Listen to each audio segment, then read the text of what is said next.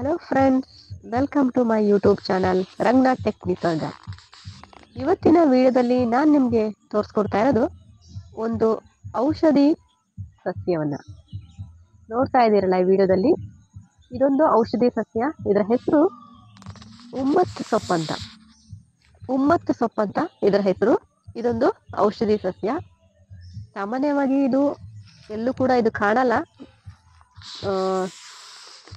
ನೋಡಿ, ಅಗಲವಾದ ಎಲೆ, ಕಾಯಿಗಳನ್ನ ಕೂಡ ಕಾಣಬಹುದು ನೀವು. ಏನ್ ವಿಶೇಷತೆ ಅಂತ ಕೇಳ್ತಾ ಇದ್ದೀರಾ? ಈ ಒಂದು ಉಮ್ಮತ್ ಸೊಪ್ಪಿಂದ ಸಾಮಾನ್ಯವಾಗಿ ಮಕ್ಕಳಲ್ಲಿ ಅಥವಾ ದೊಡ್ಡರಲ್ಲಿ ಗಂಟಲು ಬೇನೆ ಅಥವಾ ಮಗ್ಮದ್ ಅಂತ ಹೇಳ್ತಾರಲ್ಲ, ಸೊ ಆ ಸಮಸ್ಯೆಯಿಂದ ನರಳುತ್ತಿರೋರು ಈ ಉಮ್ಮತ್ತು ಸೊಪ್ಪಿನ ಎಲೆಗಳನ್ನ ಅಥವಾ ಈ ಉಮ್ಮತ್ತು ಸೊಪ್ಪನ್ನ ತೆಗೆದುಕೊಂಡು ಅದನ್ನ ಚೆನ್ನಾಗಿ ಡ್ರೈ ಆಗಿ ರುಬ್ಬಿ ಅದನ್ನ ಸ್ವಲ್ಪ ಅದಕ್ಕೆ ಚಿಟಿಕೆ ಅರಿಶಿನ ಮತ್ತೆ ಕಾಳ್ಜೀರಿಗೆಯನ್ನ ಹಾಕ್ಬಿಟ್ಟು ಕೆಂಡ ಅಥವಾ ಗ್ಯಾಸ್ ಮೇಲೆ ಇಟ್ಕೊಂಡು ಚೆನ್ನಾಗಿ ಬಿಸಿ ಮಾಡಿ ಆ ಉಗುರು ಬೆಚ್ಚಗೆ ಇರುವುದನ್ನ ನಾವು ಗಂಟಲ ಹತ್ರ ಹಚ್ಕೊಂತ ಬಂದ್ರೆ ಒಂದು 3 ದಿನ ಈ ತರ ಮಾಡ್ಬೇಕು. ಹಚ್ಚುತ್ತಾ ಬಂದ್ರೆ ಹಚ್ಚಿ ಒಂದು 1 hour ನಾವು ಇಟ್ಕೋಬೇಕಾಗತ್ತೆ ಡ್ರೈ ಆಗೋ ತನಕ. ನಮ್ಗಿರೋ ಗಂಟಲು ಬೇನೆ ನಿವಾರಣೆ ಆಗತ್ತೆ.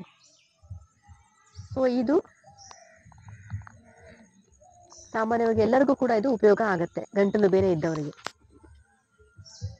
ನೋಡ್ತಾ ಇದ್ರಲ್ಲ, ಈ ವಿಡಿಯೋದಲ್ಲಿ ಕಾಣ್ತಿರೋದು ಇದೆಲ್ಲ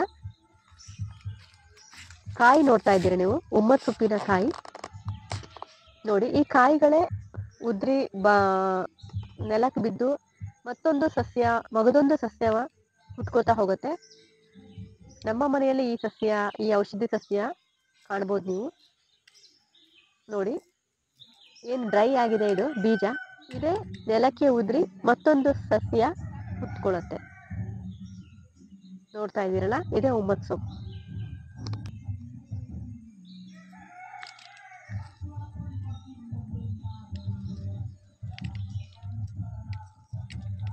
ಈ ವಿಡಿಯೋ ಇಷ್ಟವಾದಲ್ಲಿ ಲೈಕ್ ಮಾಡಿ, ಶೇರ್ ಮಾಡಿ, ಕಮೆಂಟ್ ಮಾಡಿ. Thank you.